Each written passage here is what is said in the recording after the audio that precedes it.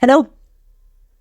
Have you ever woken up and felt moody, annoyed, irritated, perhaps angry, frustrated, anxious, feeling a whole gamut of emotions every single day, sometimes not having the inspiration to get out of bed and go to work, perhaps? All these are signs that there are emotional aspects that you have not looked at in your life. There's emotional crud in your life that you have not looked at. The presence of emotions is an indication that you are alive. But when we ignore our emotions, when we push them away, when we repress them, they can also contribute to our illness and our ill health. Many of us, when we were growing up, we were told by our caregivers that we should not be very emotional. And yet, the emotions were there.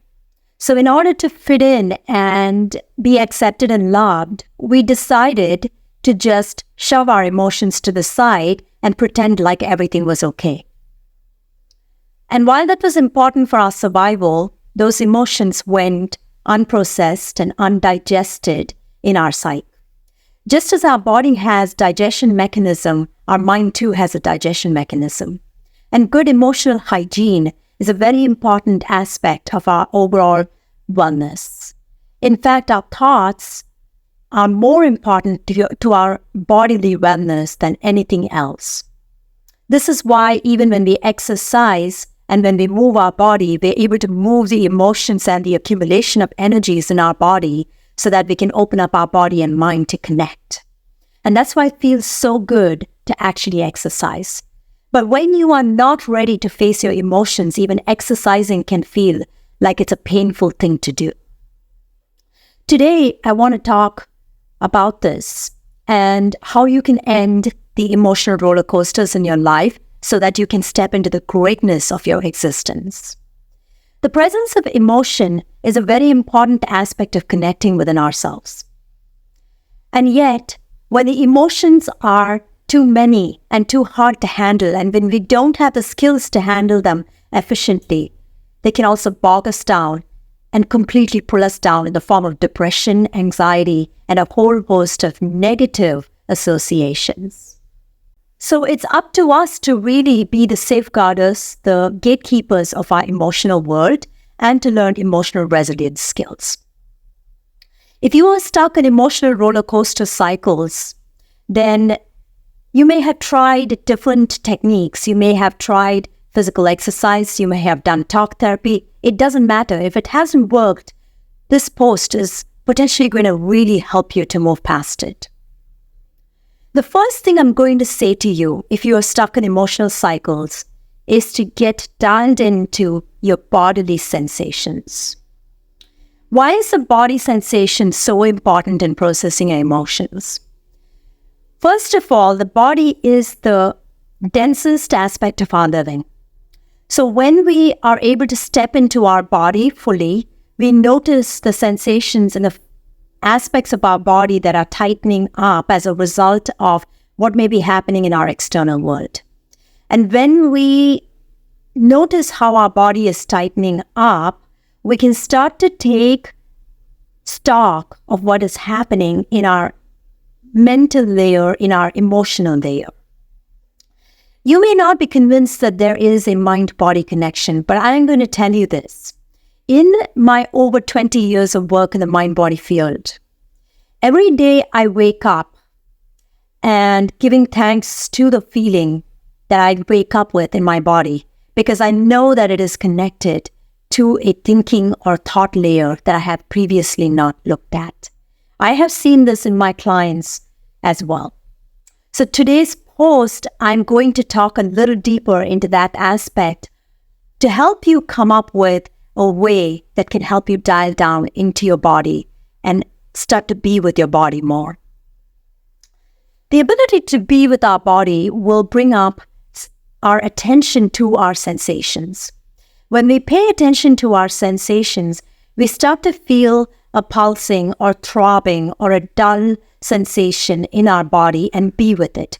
when we are in this sensation or in this realm of being with our sensations, we start to open up a plethora of information that was previously unavailable to us in our mind. And it was us that was blocking it. Now, at first, this will not be easy, especially when you are very much in your head level. It's not going to be easy for you to practice this. But as you continue to practice it, you will start to realize that there is an innate intelligence in your body, and your body is carrying messages in the form of discomfort or pain within. So, for example, if you're waking up feeling a tightness in your chest or in your arm, those are messengers of what you may be holding on to.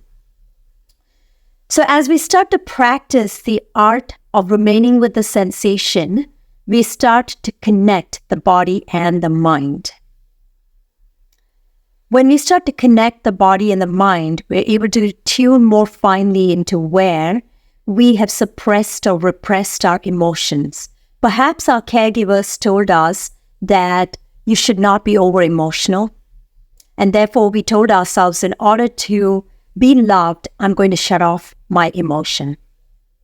These are decisions we make in our childhood out of our desire for human affection and love. But that does not mean that we need to carry that into our adulthood. As adults, we can become more self-governing. And the key to living a life, well-lived and inspired life, is to really govern your emotions so they don't take over your inner world.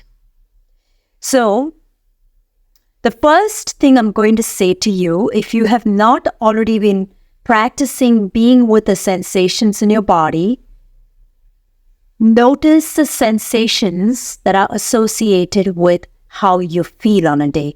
If you're feeling angry, notice where the sensations are sitting, connected with the anger. And then practice the art of being with the sensation for as long as you need to be with it. Instead of trying to wear a positive attitude where you override your emotions and say, it's just an emotion, I'm going to go about my day.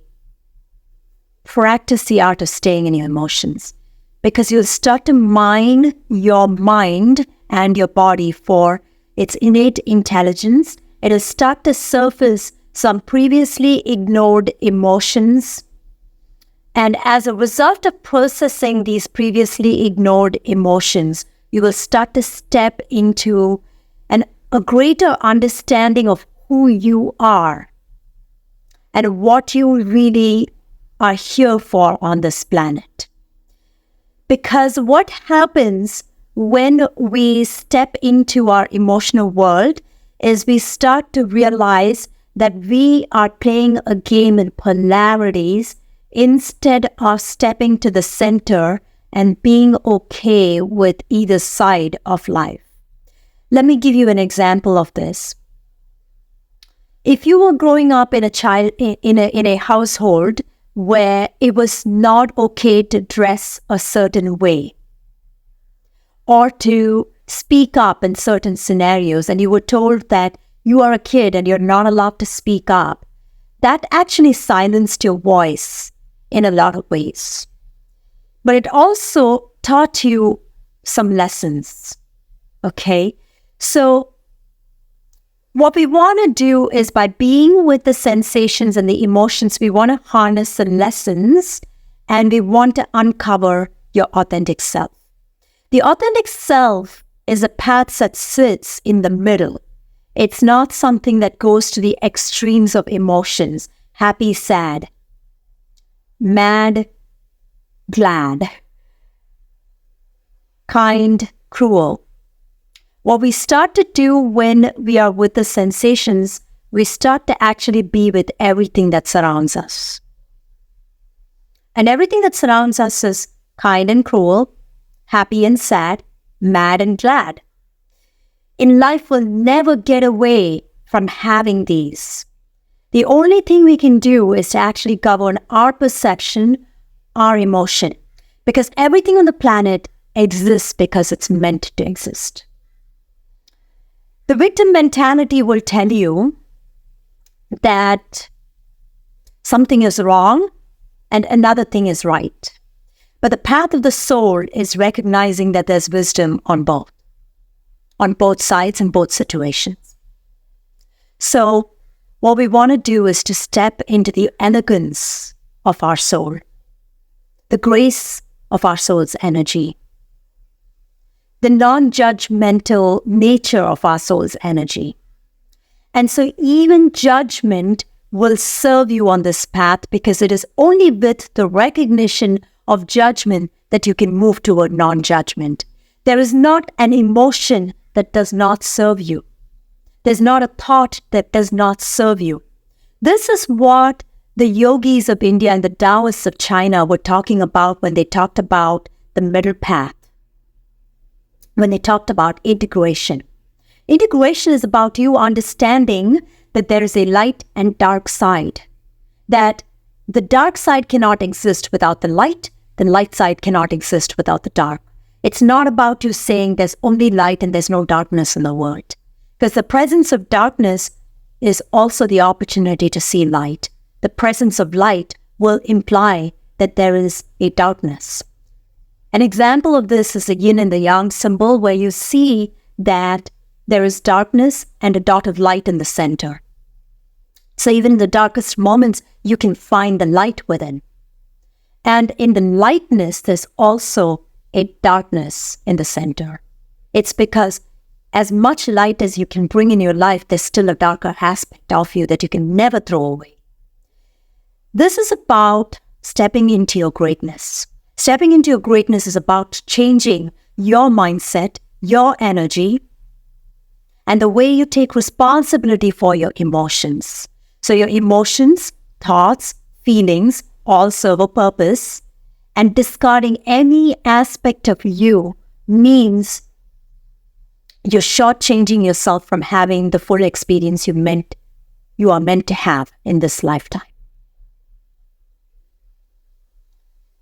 In the body of work that I have done with my clients, I cannot begin to tell you how many times I've seen this over and over and over again. That someone comes to me where they say, my arm is hurting and I can't do my job anymore because my arm is hurting.